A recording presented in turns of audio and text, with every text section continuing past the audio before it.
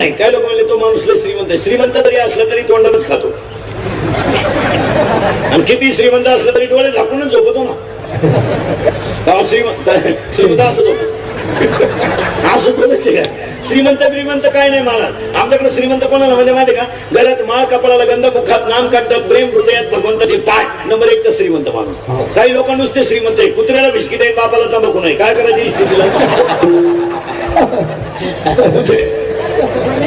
काहींच्या कुत्र्याला बिस्किट आहे, बाप थुकेल तंबाखू वाळून खाते. काय उपयोग आहे स्थितीला. काय व्हायला लागतो 25 लाखाचा बंगला, येतच पोरगण येडो जिलेबी का बात लाडू मागत. काय करतो ते बंगला मोकार मोठं धरण, त्याला पाणी नाही. काय आग लावायची धरणाला. धरणाला काय पाहिजे पाणी. 1.5 एकर बाजरी मन गठवाली कंस जाणत नाही. त्याला बी कोणत्या कंपनीचं तुम्हाला सांगायला आले नाही. मग काय बाजरी लागला. मग यादी लिहून घ्या, यादी लिहून घ्या जरा पटकन.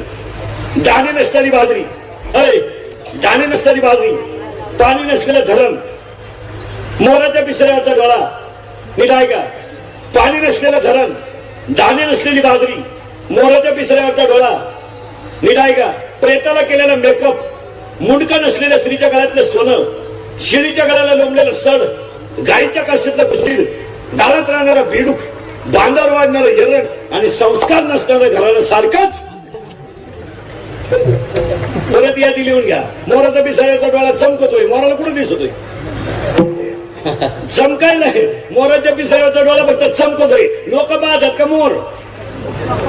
मग काय उपयोग आहे त्याचा. मोराच्या पिसाऱ्यावरचा डोळा, गायच्या काशीतलं कुशीड, गाळात राहणारं बेडूक, बांधावर वाढणारं एरण, शिळीच्या गळ्याचं सर, गायच्या काशीतलं कुशीड उपयोगातच नाही. नवी सांगतो पुढे जातो. माझी भक्ती विना जळवते याचे जे आले. पण ऐका नीट. आता पहिलं जग शून्य झालं का.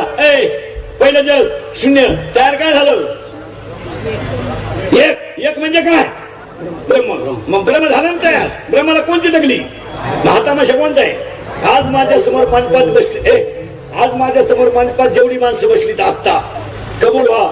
लक्ष्मी यायचे दिवस आहेत. तुमच्यापैकी 50% लोक आज आईशी बोलत नाहीत. आत्ता कबूल व्हा. इथं खोटं बोलले तर कीर्तन संपल्यावर राहत नाही. आज मग मला सांगा बारा, तुम्ही बोलत नाही तरी ती आईनं माया कमी केली का. कमी केली का. नका बोलू. कमी केली की तिनं. 3 रंगाचं लुगडं निश्चित रात्रीचं कारण सकाळी गरम केलं, चप्पल तुरीच्या फाडीवर बांधली. मुलगा बोलत नाही. वाट्यावर बसली. वाट्यावर उघड्या डोळ्याने पाहिलं. डोळ्याच्या फाडीच्या दारात टपटपा खाली आल्या. फटक्या लुगडे निसलेली आई ओठ्यावर बसली. आईनं कपडावर हात ठेवला. ओठ्यावरचं घरातलं पोरगं बाहेर आलं.